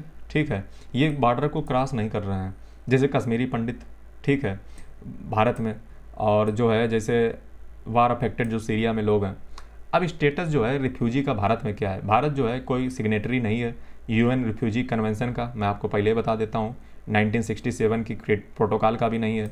नो सेपरेट रिफ्यूजी लॉ, हमारे देश में कोई सेपरेट रिफ्यूजी लॉ वगैरह नहीं है हमारे देश में, आपको पता होना चाहिए। रिफ्यूजी को हमारे देश में फॉरेनर ट्रीट किया जाता है। हमारे यहाँ पे फॉरेनर एक्ट है, सिटीजनशिप एक्ट 1955 है, पासपोर्ट एक्ट 1967 है, लेटेस्ट दोस्तों जो अमेंडमेंट अभी किया गया है वो दोस्तों 2025 का है, जो स्ट्रेंथ करता है, स्टेट को ताकत और देता है कि वो जो है रेगुलेट कर सके फॉरेनर्स के रिलेटेड अफेयर, कि वो कितनी बार इंडिया में आए, कितनी बार गए, क्या चीज़ें की, उनकी एंट्री एग्जिट को जो है कंट्रोल करने के लिए, लगाम लगाने के लिए जो है अभी 2025 में ही जो है, मैं आपको बता दूं, अमित शाह जी ने जो है फॉरेनर्स जो बिल था वो जो है पेश किया था, और इमिग्रेशन एंड फॉरेनर्स बिल्स करके उसने जो है शायद कुछ एक्ट को जो है हटा दिया है, अब वो वन आएगा एक प्रकार से, ठीक है। तो इसमें जो आपके कुछ एक्ट हैं वो हटेंगे भी। अभी तक जो काम चल रहा था वो आपका फॉरेनर एक्ट से 1946, ठीक है, सिटीजनशिप एक्ट और पासपोर्ट एक्ट से चल रहा था, ठीक। अब दोस्तों मेजर रिफ्यूजी इंडिया में क्राइसिस क्या है? पहला तो तिब्बत का क्राइसिस है कि तिब्बत से बहुत से लोग जो है 1959 में इंडिया में आकर के शरण ले लिए थे। भारत सरकार इनको काफ़ी इज्जत देती है, लेकिन अदर शरणार्थियों के साथ ऐसा नहीं करती है। तिब्बत के लिए अलग से रिहेबिलिटेशन पॉलिसी है, अदर के लिए नहीं है। तो इंडियन गवर्नमेंट को उस पर देखना चाहिए कि जितना आप पैरा लेट के जो है खिला रहे हो, उससे बेहतरीन है कि इनसे कुछ काम बढ़िया करवाओ, कुछ इनका स्किल डेवलपमेंट करो, इन्हें काम धंधे में लगाओ, तो देश का कुछ कैपिटल बढ़े। लेकिन भारत सरकार जो है वो ऐसा नहीं कर रही है, तिब्बतन वालों के जो है ज़्यादा प्राथमिकता दी जा रही है। और ठीक है, तो ये हिमाचल प्रदेश में सेटल हैं, और इनको इसलिए रखा जाता है क्योंकि जो है चाइना पे जो है दबाव बना रहे, और एक प्रकार की सॉफ्ट डिप्लोमेटिक पॉलिसी है, ठीक है, आप ये भी मान सकते हो। और 1959 के जो है जब परसिक्यूशन इनका हुआ था तो भारत में भाग आए थे ये लोग। इनकी संख्या की अगर हम बात करें तो जो है इनको इंडियन सिटीजनशिप नहीं दी गई है, ठीक है, मतलब नेचुरलाइजेशन के तहत जो है रेयर केस में दी जा चुकी है, ठीक है। तो ये कर्नाटक, अरुणाचल प्रदेश, हिमाचल प्रदेश वगैरह में रहते हैं, और ये मोनास्ट्री, स्कूल, कॉलोनी वगैरह अपनी बना सकते हैं, सेटलमेंट कर सकते हैं। श्रीलंका के रिफ्यूजी जो है वो तमिलनाडु में रहते हैं, 1 लाख लगभग हैं। ये कैंप और आउटसाइड में रहते हैं, और इनको जो है रिफ्यूजी ट्रीट किया जाता है, और इनको जो है रिलीफ दी जाती है, लेकिन सिटीजनशिप नहीं दी जाती, क्योंकि तमिलनाडु अक्सर जो है उनका भाई भतीजावाद चलता रहता है श्रीलंका के साथ। ये लार्ज स्केल वॉलंटरी रिपैट्रिएशन इनका जो है 2009 के बाद जो है श्रीलंका से यहाँ हुआ है, क्योंकि कई प्रकार की इकोनॉमिक क्राइसिस और फिर जो है वहाँ पे मारकटाई वगैरह वगैरह, हालांकि अभी जो है दिया है, काफ़ी ठीक चल रहा है अभी सब।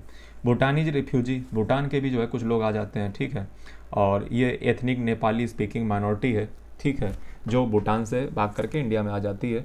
तो ये जो है मोस्टली सेटल्ड नेपाल में है, ठीक है, मोस्टली जो है नेपाल में सेटल्ड है, कुछ जो है इंडिया में जो है इंटर कर जाते हैं, ठीक है। इंडिया जो है अलाउ करता है टेम्परेरी स्टे, इंडिया जो है क्या करता है, सिर्फ टेम्परेरी स्टे इनका जो है अलाउ करता है, कोई फॉर्मल रिकॉग्निशन नहीं देता है। क्या बोलो, रुक रुक रुक, क्या दाम जाएगा?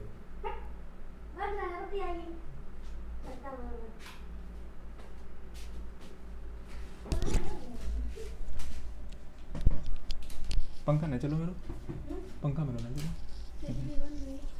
चल ही ना जाए, और को कट जाते हो,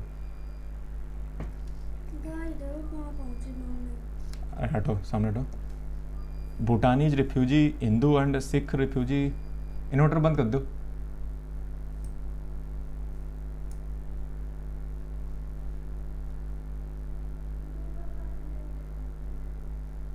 रान दो।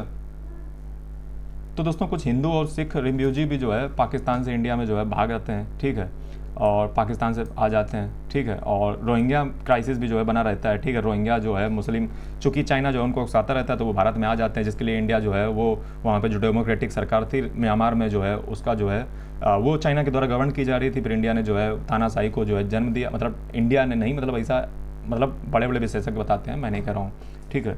और रखाइन स्टेट से जो है भाग आते हैं, ठीक है, तो मुस्लिम हैं, ठीक है। और चकमा और हजोंग रिफ्यूजी क्राइसिस दोस्तों बांग्लादेश से रहता है, बांग्लादेश से जो है भाग आते हैं, अरुणाचल प्रदेश में सेटल हो जाते हैं। फिर जो है सुप्रीम कोर्ट ने गाइडलाइंस दी थी गवर्नमेंट को जो है, उनको जो है सिटीजनशिप एप्लीकेशन को देखने के लिए, तो उनको कुछ राइट दे दिए गए थे, कुछ नहीं दिए थे, तो जो है मामला सेटल हो गया था अरुणाचल प्रदेश में। पैलेस्तीनी जो है कुछ स्टूडेंट भारत में आ जाते हैं। इंडिया की जो पॉलिसी अप्रोच वो देख लीजिए, तो यूनिफॉर्म कोई रिफ्यूजी ला हमारे यहाँ पे नहीं है, ठीक है। और ह्यूमैनिटरी, मतलब हम भेदभाव वगैरह जैसा करते हैं, ठीक है। और UNHCR को हम जो है इंडिया में दिल्ली और चेन्नई में जो है सेटल करने के लिए दे चुके हैं परमिट कि आप यहाँ पे अपनी रजिस्टर कर सकते हो रिफ्यूजी को, ठीक है, और दिल्ली और चेन्नई में। और गवर्नमेंट जो है रिटेन करती है फाइनल अथॉरिटी, और लेकिन ऐसा नहीं कि इंडिया बहुत ज़्यादा वैसा काम करता है। तो हमारे यहाँ पे कोई यूनिफॉर्मिटी नहीं है, ठीक है। जबकि सीए के माध्यम से हमने कुछ सेटल करने का प्रयास किया था। तो रिफ्यूजी और असाइलम सीकर के बीच में डिफरेंस बता चुका हूँ, दोबारा बताने की जरूरत नहीं है। अब जरा सीए को देख लो जरा। सीए दोस्तों जो है ये सिटीजनशिप एक्ट 1955 में जो है तहत जो है इनेक्टेड किया गया था अंडर आर्टिकल 11, क्योंकि 11 से ही पार्लियामेंट के पास ताकत है, वो कानून बना सकती है। और इलीगल जो माइग्रेंट्स है, मैं आपको फिर बता दूं कि सीए का काम था कि जो 2019 में दरअसल आया था, 10 जनवरी 2020 से जो है फोर्स में आया, और इसने जो है वही 1955 का जो कानून था सिटीजनशिप का, उसको अमेंड किया था। इसमें दोस्तों जो है मैं आपको बता दूं तो जो इलीगल माइग्रेंट थे उनकी डिफिनेशन को चेंज किया गया था। क्या कि हिंदू, सिख, बुद्धिज्म और जैन, पारसी, क्रिश्चियन जो पाकिस्तान, अफगानिस्तान, बांग्लादेश से जो है, इसमें मुस्लिम नहीं है, बस यही बवाल का कारण था उस समय, इंटरनेट बैन हो गया था वगैरह। तो जो है ये जो है 31 दिसंबर 2014 के पहले या उसके बाद भारत में इंटर किए हैं, ठीक है। अब ये सवाल ये भी कि तारीख क्यों चूज़ की गई, क्या मोदी जी के कारण? तो ये भी बवाल का कारण था। They will not treated as illegal migrant, यानी कि उनको इलीगल माइग्रेंट नहीं माना जाएगा और उनको जो है नागरिकता दे दी जाएगी अगर वो जो है इन्होंने भारत में नेचुरलाइजेशन के तहत जो है रेजिडेंसी 5 साल कंप्लीट कर ली है, तो उन्हें बस रजिस्ट्रेशन करवाना है और वो नेचुरलाइजेशन के जरिए भारत के नागरिक बन जाएंगे। ये सीएए था, सिंपल शब्दों में समझ गए हो गए। मुस्लिम इसमें नहीं थे, ठीक है। तो ट्राइबल एरिया जैसे आसाम, मेघालय, मिजोरम, त्रिपुरा, उनको ये छूट दी गई थी, ठीक है, क्योंकि वो अपना कह सकते हैं कि हम तो फिर ठीक है इनर लाइन परमिट स्टेट को जो है जैसे अरुणाचल प्रदेश, जो नागालैंड, मिजोरम, मणिपुर, इनको भी जो है छूट दी गई थी, ठीक है, ज्योग्राफिकल रूप से, ठीक है। तो इन्हें भी जो है एक्सेप्शन दिया गया था, ठीक है। ऐसा नहीं कि जो है मतलब पूरे देश में, क्योंकि फिर कुछ माइनॉरिटी के भी तो राइट्स होते हैं वगैरह वगैरह। तो मणिपुर को अभी 2019 में डाला गया, इसी में है। तो ओसीआई जो है अमेंडमेंट उसमें भी किया गया था कि जो है जो OCI, if an OCI violates any law notified by the central government, registration में भी कैंसिल्ड। यानी कि जो ओसीआई है ना, ओसीआई मतलब जो ओसीआई कार्ड धारक, उसमें मान लीजिए अगर कोई सीए का बहिष्कार करेगा तो उसकी नागरिकता चली जाएगी, मतलब उसकी ओसीआई कार्ड चला जाएगा, ठीक है। तो इसके रेशनल इसका क्या था, गवर्नमेंट का दोस्तों पोजीशन था कि जो इन्हीं माइनॉरिटी के साथ ज़्यादा जो है प्रोसिक्यूशन होता है, मुस्लिमों के साथ नहीं होता है, क्योंकि हिंदू का मतलब मुस्लिम अफगानिस्तान, बांग्लादेश और पाकिस्तान में मुस्लिम ही जो है वो अच्छे से रहता है, इन लोगों को यही माइनॉरिटी है वहाँ पे, इसलिए जो है उनका ये आर्गूमेंट था। और सिर्फ 3 कंट्री तक ही क्यों रखा, 6 रिलीजन में ही क्यों रखा, इससे इंडिया के जो मुस्लिम थे वो काफ़ी भड़काए हुए थे। तो सबसे बड़ी बात यह है कि हमारे कॉन्स्टिट्यूशन में सेकुलरिज्म का कॉन्सेप्ट है, तो इससे सेकुलरिज्म का कॉन्सेप्ट वायलेट हो गया। आर्टिकल 14 जो है इक्वलिटी की बात करता है, आपने इक्वलिटी नहीं की। जैसे अहमदिया जो है पाकिस्तान में उनके साथ बहुत बुरा होता है, हजारा अफगानिस्तान में उनके साथ होता है, रोहिंग्या म्यांमार में उनके साथ, उनको भी तो ले सकते थे। असम और जो नॉर्थ ईस्ट के प्रोटेस्ट थे उसमें भी हुआ जाकर के कि जैसे राजीव गांधी जी ने असम अकॉर्ड साइन किया था, उसका जो है ये वायलेशन था। उसमें कट ऑफ जो डेट थी वो 24 मार्च 1971 सेट कर दी गई है। लेकिन ये आपने क्या किया कि जो है फिर ये मतलब ये कैसे हो जाएगा, उसमें तो सेट है ना 1971 के बाद कुछ नहीं होगा, तो असम अकॉर्ड को वायलेट कर दिया। और उन्हें डेमोग्राफिक चेंज का जो है डर था, सीएए और एनआरसी ने जो है डर टाइप का क्रिएट कर दिया। इंटरनेशनल जो है क्रिटिसिज्म इसका चालू हुआ है कि इंडिया जो है सेकुलर रहा ही नहीं, और वैसे जो है सब करने लगे बाइकआउट वगैरह, मतलब काफ़ी दंगा हुआ था। कॉन्स्टिट्यूशन और लीगल चैलेंज देख लीजिए तो 200 से ज़्यादा जो है पिटीशन सुप्रीम कोर्ट में जो है फाइल हुई, all India Muslim personal league और आसाम ग्रुप वगैरह। इसमें जो है आर्टिकल 14, 21 और 25 को ग्राउंड बनाया गया। 14 इक्वलिटी की बात करता है, 21 right to life and personal liberty की बात करता है, 25 जो है धर्म की बात करता है कि जो है सब लोग अपना बना सकते हो, जो है ये चीज़ें हैं। तो सेकुलरिज्म को बेसिक पार्ट है, ठीक है, ये इस पर ग्राउंड बनाया गया। तो सुप्रीम कोर्ट का दोस्तों जो है ये जो है अभी अगर मैं बात करूँ तो एक्ट अभी इम्प्लीमेंटेड है और सुप्रीम कोर्ट इस पर सुनवाई कर रहा है, और ठीक है। तो ये चीज़ें थी, आपने सरल शब्दों में समझ ली होंगी। अब दोस्तों एनआरसी क्या होती है, तो एनआरसी दोस्तों जो है ये सबसे पहले मैं आपको बता दूँ, नेशनल रजिस्टर ऑफ सिटीजन, यानी कि नागरिकों का एक रजिस्टर तैयार करना। एक होता है national population register, population register में सिर्फ नागरिक नहीं बल्कि पूरे देश के जितने लोग होते हैं सब आ जाते हैं। तो एनपीआर का मतलब होता है नेशनल पॉपुलेशन रजिस्टर, जिसका मतलब सब लोग, और एनआरसी का मतलब होता है सिर्फ नागरिक। तो जब नेशनल पॉपुलेशन रजिस्टर से हम जब सिटीजन्स को जो है घटा देते हैं तो हमें जो है पता चल जाता है कि भारत में कैसे लोग जो है कितने विदेशी रह रहे हैं, कितने देशी रह रहे हैं, तो हमें पता चल जाता है। अब एनआरसी है क्या चीज़, तो एनआरसी जो है ये 1951 को जो है पहली बार प्रिपेयर की गई थी असम में, आफ्टर द 1951 सेंसस, यानी कि पहली जनगणना जो हुई थी 1951 में 10 साल के बाद होती है। हालांकि अब नहीं हुई है, अब फिर चालू होगी 2026 तरफ, और जातिगत जनगणना होगी पहली बार हमारे देश में। तो असम में जो है पहली बार जो है एनआरसी हुई थी 1951 में सेंसन के बाद, ठीक है। तो फिर जो है ये आप समझ गए। और सेंसस, एनआरसी और एनपीआर में फ़र्क समझ लीजिए। सेंसस दोस्तों जो है सवरे जितने भारत देश में रहते हैं सबकी गणना करती है, काउंट करती है। सेंसस एक्ट 1948 के तहत डेमोग्राफिक और सोशो इकोनॉमिक डाटा हर 10 साल में जो है, और ये जो है सिटीजनशिप का प्रमाण नहीं है सेंसस, याद रखना। एनपीआर क्या करता है, तो एनपीआर जो है सारे रेजिडेंट को जो है शामिल करता है, चाहे वो सिटीजन हो चाहे ना हो। ये सिटीजनशिप रूल्स 2003 के अनुसार होता है एनपीआर में। और आइडेंटिटी करता है, डेटाबेस तैयार करता है रेजिडेंट्स का कि भारत में कितने लोग रह रहे हैं, ये लिंक कर देता है सेंसस के साथ, ठीक है।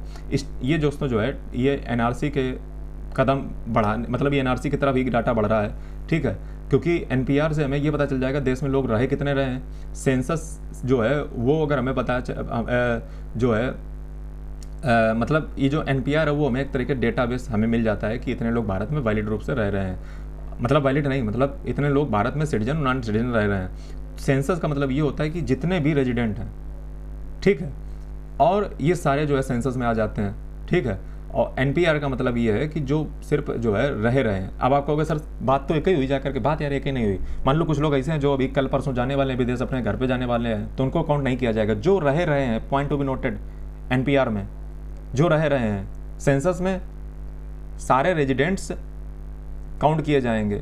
एनपीआर में वो जो है सिर्फ जो है सिटीजन और नॉन सिटीजन। अच्छा, एनआरसी क्या है, तो एनआरसी सिर्फ नेशनल रजिस्टर ऑफ सिटीजन्स है, जैसा कि नाम ही बता रहा है, सिटीजन को ही, और ये इस एक्ट के द्वारा होता है, रजिस्ट्रेशन ऑफ इंडियन सिटीजन, ठीक है। ये जो है सिर्फ नागरिकों का ही है, और ये सिटीजनशिप जो ये आपका डॉक्यूमेंट प्रमाण है कि आप जो है नागरिक भारत के हो। अब असम का थोड़ा सा कंटेक्स्ट देख लेते हैं दोस्तों। असम में माइग्रेशन की बहुत समस्या रही है।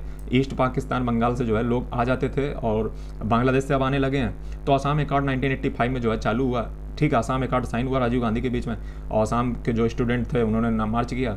तो इसकी कट ऑफ डेट 24 मार्च 1971 निर्धारित की गई, मिडनाइट। और इसका मतलब ये था कि इसके बाद जो है कोई भी आएगा इलीगल माइग्रेंट माना जाएगा, और ठीक है। तो ये चीज़ थी। एनआरसी का अपडेशन जो है वो असम में होना था, ठीक है। और सुप्रीम कोर्ट ने मॉनिटरिंग करी, और 2013 से सुप्रीम कोर्ट ने जो है सुपरवाइज किया एनआरसी को कि अपडेशन इसका होना चाहिए। प्रूफ ऑफ लिंकेज जो है लीगली, मतलब एनआरसी का मतलब नया डाटा, क्योंकि बहुत दिनों से वही नहीं है, ठीक है। तो ये सारी चीज़ें जो है सुप्रीम कोर्ट ने कहा था, और फाइनल जो इसकी लिस्ट होती है एनआरसी की वो जो है जारी हुई 31 अगस्त 2019 को, और कट ऑफ डेथ इसकी जो है वही रही 24 मार्च 1971। इसमें जो है जब एनआरसी हुई असम में, तो उसमें 31.1 मिलियन पर्सन जो है इंक्लूड किए गए, 1.9 मिलियन लोग जो है वो बाहर कर दिए गए जब एनआरसी हुई, ठीक है। सुप्रीम कोर्ट का रोल क्या रहा, तो सुप्रीम कोर्ट ने जो है 2015 से 2013 के बीच में ऑर्डर किया है, कंटिन्यूअस जो है प्रोग्रेस रिपोर्ट देखी है, ठीक है। टाइमलाइन उनकी सेट की है ताकि एनआरसी हमारे देश में हो जाए, सिटीजन के डाटा पता चले, और डायरेक्टेड किया है रजिस्ट्रार जनरल ऑफ इंडिया और स्टेट कोऑर्डिनेटर को कि वो कंडक्ट कराएं इस एक्सरसाइज को फटाफट, ठीक है। और इसमें एनआरसी का दोस्तों क्या सार्थकता रही, तो इसने लीगल क्लियरिटी कर दी कि असम जो है कार्ड है वो जो है एकदम क्लियर रहे, और जो है लीगल रूप से सब पता चलता रहे, और सिटीजन और फॉरेनर पता चलता रहे। कंट्रोल जो है इनफिल्ट्रेशन जो है बॉर्डर पे हो सके। जैसे अभी मैं आपको बता दूं तो इंडियन गवर्नमेंट, असम राइफल्स ने अभी डाटा जारी किया था, आप देख लेना गूगल पे डाल के कि जो है 2018 से जने कितने लोग जो है असम में एंटर कर चुके हैं लीगल रूप से। तो ये डाटा बड़ा चौंकाने वाला है, तो इसलिए असम काफ़ी वल्नरेबल रहता है, ठीक है। और ये चीज़ आपको जाननी चाहिए। कल्चरल, अब आप कहोगे सर ये बता कह रहे हो, अरे यार जब तुम सिक्योरिटी पढ़ोगे ना, इंटरनल सिक्योरिटी, आंतरिक सुरक्षा जब देश की पढ़ोगे, तब जो है तुम्हें पता चलेगा कि वहाँ पे भी डेटा काम आएगा। तो ये सब देखना पड़ेगा, बुद्धि घुमाओ, ये सब अगर से यहीं पे ऐसे चलाओगे, चकुआई से रट्टा मारोगे तो ना कर पाओगे, ठीक है। ये सबकी बस की ना है। कल्चरल आइडेंटिटी प्रोटेक्ट करना, इंडिजीनियस जो कम्युनिटी है उनकी प्रोटेक्ट करना, उनके डेमोग्राफिक, उनके लैंड राइट्स को प्रोटेक्ट करना, ये भी जो एनआरसी का काम है, पता चल जाता है। और इसमें फॉरेन जो यहाँ पे जो एक्सक्लूडेड पर्सन होते हैं वो चाहे तो जुडिशियल रिव्यू करवा सकते हैं। जैसे मान लो मुझे हटा दिया गया एनआरसी से, इसका मतलब मेरी नागरिकता चली गई है, ऐसा आप ना मानोगे, क्योंकि अभी आपके पास अधिकार है। आप चाहो तो फॉरेन ट्राइब्यूनल में जा सकते हो, आप चाहो जुडिशियल रिव्यू करवा सकते हो, आप चाहो जो है लीगल एड के माध्यम से सरकार आपको सुविधा देगी कि आप जो है लीगल अपनी लड़ाई लड़ो एनआरसी के लिए कि जो है आपका नागरिक नाम नहीं जोड़ा गया। फॉरेनर एक्ट 1946 जो है वो जो है आपको डिटेंशन और डिपोर्टेशन का कारण बन सकता है, ये भी याद रखिएगा। अब मेजर चैलेंजेस क्या हैं, तो लोगों के पास डॉक्यूमेंट नहीं है। अब देखो यही उस समय जो है विपक्ष ने जो है काफ़ी बवाल फैलाया था कि लोगों की नागरिकता चली जाएगी, मुस्लिम लोग जो है खतरे में आ जाएंगे, ये अफवाह उड़ाई गई थी। अफवाह किस बात की, क्योंकि जो है उसमें ये मतलब था कि सबकी नागरिकता चली जाएगी, सब स्टेटलेस हो जाएंगे, कोई राज्य का नागरिक ही नहीं रहेगा, मुस्लिमों की जो है उनमें डॉक्यूमेंट उनके पास नहीं है, और जो है कई से सब चीज़ें होंगी, तो इसको जो है बवाल बना दिया, ठीक है। तो फिर जो है मैं आपको बता दूं तो ये जो है यही बवाल था एनआरसी के पीछे। तो आप सीए एनआरसी की चीज़ें समझ गए कि डॉक्यूमेंट नहीं थे लोगों के पास, जो गरीब थे, वुमेन्स थी, ट्राइबल लोग थे, रिस्क था कि स्टेटलेस ना हो जाए, ठीक है। और जो कैपेसिटी इशू 100+ जो फॉरेन ट्राइबल्स थे वो असम में जो है थे, ठीक है। और इनकन्सिस्टेंट उनकी रूलिंग थी, ठीक है। कम्युनल और पॉलिटिकल फियर भी था एनआरसी सीए 2019, ठीक है। तो ये सब जो है कम्युनल टाइप का लग रहा था। और इंटरनेशनल बॉडी तो कह रही थी कि सेकुलरिज्म चला गया है। फाइनेंशियल एडमिनिस्ट्रेटिव बर्डन भी जो था 1220 करोड़ का जो है कास्ट आया, और जो है काफ़ी रेगुलेटरी और जो सॉफ्टवेयर थे उसमें भी जो कई सारे फ्लॉज थे। तो इसके कारण काफ़ी भय का माहौल बना। इसका वे फॉरवर्ड क्या निकला? वे फॉरवर्ड दोस्तों ये निकला कि हैस्टी नेशन वाइड एनआरसी को बचें, धीरे धीरे करें, कॉम्प्रिहेंसिव रिफ्यूजी और माइग्रेशन के लिए ला लाएं, रिफॉर्म करें फॉरेन ट्राइब्यूनल्स में, और सेफगार्ड करें स्टेटलेसनेस की जो उम्मीद होती है उनके अंदर जो पनप जाती है, इसको कम करने का प्रयास करें, ट्रांसपेरेंसी और ट्रस्ट लाएं, इसमें काम करें। अदरवाइज जो है इसे बवाल देखने को मिलेंगे, दंगे देखने को मिलेंगे। नेशन वाइड एनआरसी की अगर हम बात करें तो नेशन वाइड एनआरसी जो है रजिस्टर ऑफ है इंडियन सिटीजन का, ठीक है। ये बात आपको समझ आई चुकी होगी। और एनआरसी सेंसस में डिस्कार्ड बता ही चुका हूँ, असम बता ही चुका हूँ, अपडेशन बता ही चुका हूँ, ये सब हो चुका है। Major operational human rights challenges lesson, हाँ इसमें ये देख सकते हैं कि एनआरसी, एनपीआर और सीए का लिंक क्या है, ठीक है। तो there is no formal linkage announce between a pan India NRC and CA. और एनआरसी और सीए के बीच में लिंक क्या है? तो सीए दोस्तों जो है वो अधिकार, वो दरअसल नागरिकता दे रहा है। क्या दे रहा है? नागरिकता दे रहा है। और जो एनआरसी है वो जो है जो ऑलरेडी देश में लोग हैं उनको जो है नागरिकता दे रहा है। बात समझिए, एनआरसी जो है वो जो देश में ऑलरेडी लोग हैं उनकी पहचान कर रहा है, असली नकली। और जो सीए है वो जो बांग्लादेश और पाकिस्तान, अफगानिस्तान से लोग आए उनको नागरिकता दे रहा है। तो ये थोड़ा सा लिंक आप मान सकते हो, और ठीक है। अब मेजर ऑपरेशनल और ह्यूमन राइट चैलेंज क्या है? कि डॉक्यूमेंट नहीं है, ठीक है, लॉन्ग लिम्बो है, मतलब स्टेटलेसनेस की वो है, और फॉरेन ट्राइब्यूनल जो वगैरह जो है इनकन्सिस्टेंट वो करते हैं। और हालांकि सरकार लीगल एड आपको देगी लड़ने के लिए। कम्युनल और पॉलिटिकल जो है कॉन्सिक्वेंस है, ठीक है। और पॉलिसी और लीगल सेफगार्ड जो है क्या हमें जो है देने चाहिए? तो पैन इंडिया ये नहीं रोल आउट करना चाहिए, बहुत जल्दी नहीं करना चाहिए। कॉम्प्रिहेंसिव नेशनल बता ही चुका हूँ तरीका लाइए, ये आसाम से सबक ले सकते हो। रिफॉर्म फॉरेनर ट्राइब्यूनल में जो है उसमें करो, फॉरेन जो ट्राइब्यूनल है उसमें भी ऐसा नहीं कि कुछ भी जो है चले आए आका जो है बैठ के निर्णय करने लगे। ह्यूमन राइट के प्रोटेक्शन के लिए जो है काम करें, ठीक है। और जो है ट्रांसपेरेंसी ऑडिट करें, ठीक है, ऑडिट करें। और कैग जैसे जो है वो काफ़ी अच्छे से देखे कि ऐसा तो नहीं फंड ऐसे मतलब उड़ाया जा रहा हो। पार्लियामेंट्री डिबेट हो, उस पर स्टैचुटरी क्लैरिटी कानून बने जब जा करके, ठीक है। तो ये चीज़ें हैं। नेशनल पॉपुलेशन रजिस्टर क्या होता है? तो ये नेशनल जो पॉपुलेशन रजिस्टर है इसको आधार जो है मैं आपको बता दूं तो 2009 में इंट्रोड्यूस किया गया था उड़े के द्वारा, और ये आधार एक्ट 2016 से जो है इसको बैक किया गया है। इसमें 16 डिजिट बायोमेट्रिक नंबर होते हैं आधार में, डीबीटी, ताकि जो है डायरेक्ट बेनिफिट ट्रांसफर हो जाए, बैंक में पैसा पहुंच पाए, सब्सिडी पहुंच पाए, ऑथेंटिकेशन हो पाए। एनपीआर क्या है? तो एनपीआर जो है नेशनल पॉपुलेशन रजिस्टर है, जिसमें जो है सारे जितने पॉपुलेशन है भारत की उसका रजिस्टर है, ठीक है। ये citizenship registration of citizens and issues of national identity cards rules 2003 से जो है फ्रेम किया गया है अंडर सिटीजनशिप एक्ट 1955। यानी कि एनपीआर कहाँ से आता है? 2003 से आता है। It is register of usual residence, यानी कि जो सिटीजन और नॉन सिटीजन।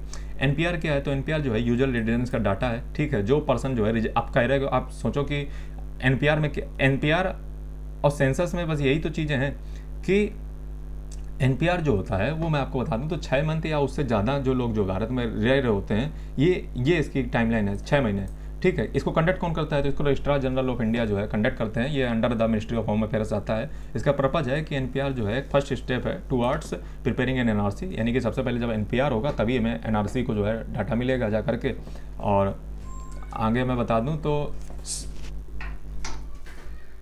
बेनिफिट्स क्या है एनपीआर के? तो एनपीआर के दोस्तों बेनिफिट हैं कि इससे जो एडमिनिस्ट्रेटिव एफिशिएंसी है, यानी कि जब आप नेशनल पॉपुलेशन रजिस्टर अपना तैयार कर लेते हो तो आपको एक अच्छी पॉलिसी आप फ्रेम कर सकते हो, आप अच्छे से कानून बना सकते हो, आप अच्छे से जब आपके पास डेटाबेस होता है तो उस पर रिसर्च कर सकते हो, एनालिसिस कर सकते हो, कहाँ पे जो है काम करना है, कहाँ वल्नरेबल सेक्शन है, कहाँ पे इंटरनल सिक्योरिटी वगैरह जो है, इन चीज़ों पे नेशनल सिक्योरिटी के लिए काम कर सकते हो। जैसे इलीगल माइग्रेंट्स कहाँ पे वगैरह कहाँ पे एंटर कर रहे हैं, कहाँ पे डिपोर्ट वगैरह वगैरह, इसको मॉनिटर कर सकते हो। जो ये एनपीआर के फायदे होते हैं। एडमिनिस्ट्रेटिव प्रशासन अच्छे से करा सकते हो, कहाँ पे कितनी पॉपुलेशन है, कितने लोग कहाँ पे भेजने चाहिए। पॉलिसी बनाने में जो है मदद हो सकती है। माइग्रेशन और डिजास्टर मैनेजमेंट में कि ट्रैक कर सकते हैं कि इंटरनल माइग्रेंट्स कहाँ पे कितने फंसे हो सकते हैं। मान लो कई बार छुपा करके जो है लोग लुक जाते हैं जा करके, तो ये सब पता किया जा सकता है। पीरियोडिक अपडेटिंग कर सकते हैं, ठीक है। तो ये एनपीआर है, ठीक। ठीक, NPR सेंसस। आधार जो है, आधार एक्ट 2016 से बना हुआ है। ये एक यूनिक आईडी है आधार को जो है, जैसे अभी मैं आपको हाल ही का जजमेंट बताता हूँ सुप्रीम कोर्ट का, वो दोस्तों ये है कि अभी SIR हो रही है। अभी मैं आगे आपको पढ़ाऊंगा, जब पार्लियामेंट आपको पढ़ाऊंगा, या इलेक्शन जब पढ़ाऊंगा, रिप्रेजेंटेटिव पीपल एक्ट 1951 जब पढ़ाऊंगा, तो मैं आपको बताऊंगा SIR क्या होती है। स्पेशल इंटेंसिव रिवीजन, इसका मतलब ये होता है कि दरअसल ये भी एक प्रकार का जो है SIR हमारे देश में बिहार में हो रहा है, और जिसपे जो है ये है कि जो ये कई सारे जो बाहर के लोग रोहिंग्या मुसलमान, उनको बाहर करना, दोबारा जो है रिवीजन किया जाए, क्योंकि 2004 से जो है बिहार में रिवीजन ही नहीं हुआ है। तो उस जो रिवीजन किया जाना कि जो है किनका मतलब जो है वोटर ID कार्ड, क्योंकि वोटर ID कार्ड जो है प्रूफ है आपकी सिटीजनशिप का, तो उसमें से लोगों को हटाना निकालना, ठीक है। तो ये स्पेशल इंटेंसिव रिवीजन होता है, ठीक है। इसको इलेक्शन कमीशन करता है, ये उसका अधिकार है, ठीक है। तो ये चीज़ आप समझ सकते हो। तो उसमें सुप्रीम कोर्ट का जजमेंट ये है, जो आपको जानना चाहिए वो ये, उन्होंने बोला है कि आधार को जो है शामिल कर लो, ठीक है। आधार, लेकिन आधार जो है, आधार का आप वोटर ID में शामिल मतलब चेक करने के लिए जो है डॉक्यूमेंट में आप यूज कर सकते हो, इलेक्शन कमीशन से कहा है, क्योंकि कई सारे मामले आ रहे थे। लेकिन इसका मतलब ये नहीं है कि आपका वो जो है नागरिकता का प्रमाण बन गया, सिटीजनशिप का प्रमाण नहीं बनेगा, ये आपका तत्काल का ही जजमेंट है।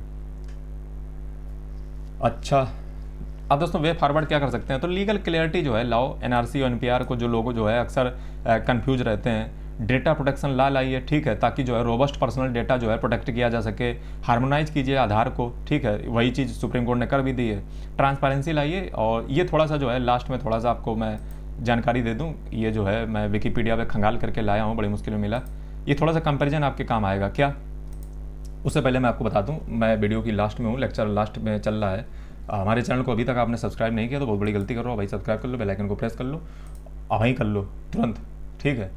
हाँ, ऐसा कंटेंट आपको मिलेगा नहीं, मैं ये ओपन चैलेंज करता हूँ, कहीं पे भी देख लो, कहीं पे भी, यूट्यूब पे, पूरा यूट्यूब की बात कर रहा हूँ।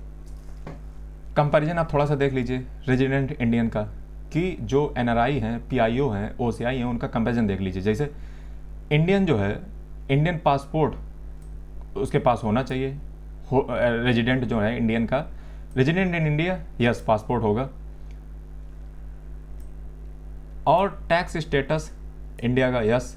OCI कार्ड इंडिया का जो रेजिडेंट है उसके पास नहीं होगा, और उस पर जो है Indian nationality act, passport act लगेगा। जो NRI होता है उसके पास इंडियन पासपोर्ट होता है, जो भारत में रह रहा है उसके पास जो है NRI, जो रेजिडेंट है इंडिया में, जो NRI है उसके पास जो है जो NRI है, ये क्या चीज़ है, मतलब मैं इसको समझ नहीं पा रहा हूँ। NRI है, रेजिडेंट इन इंडिया, अच्छा NRI है तो वो रेजिडेंट इंडिया में कहाँ करेगा, नहीं करेगा। और टैक्स स्टेटस, तो टैक्स उस पर नहीं लगेगा, मतलब उसको NRI को क्या यहाँ पे देना। OCI कार्ड, तो OCI कार्ड जो है NRI के पास, जो OCI कार्ड जो है वो NRI के पास क्या होगा, तो OCI कार्ड जो है NRI के पास वो नहीं होगा, ठीक है। और यही बात बोली जा रही है, यही है ना। तो टैक्स स्टेटस नहीं होगा, ठीक है। PIO के पास जो है इंडियन पासपोर्ट नहीं होगा, PIO के पास जो है, PIO OCI के पास जो है रेजिडेंट इन इंडिया का, यस रेजिडेंट इंडिया में है, अगर है तो ठीक है, नहीं है तो नो, ठीक है। और PIO OCI के लिए जो टैक्स स्टेटस है, यस, अगर जो है भारत में रहता है। PIO और OCI के लिए जो है OCI कार्ड, यस है। और PIO OCI के लिए जो है एक्ट लगता है, ये सिटीजनशिप एक्ट 2003 और सेक्शन 7(d), ठीक है। और इसको लाइफ टाइम वीज़ा मिलता है, ठीक है, PIO OCI को, ठीक है, ये याद रखना। और यहाँ पे दोस्तों कुछ और चीज़ें आप थोड़ी सी जान लीजिए। OCI कार्ड के लिए एलिजिबल कौन होता है, तो दोस्तों PIO होता है, अदर जो है नहीं होते हैं। OCI कार्ड, PIO जो है, PIO को मैं आपको बता दूं तो OCI कार्ड के बाद PIO OCI वो बन जाते हैं, ठीक है। और अदर जो है, अगर जो है अदर अन्य में मैं बात कर रहा हूँ, अन्य में बात कर रहा हूँ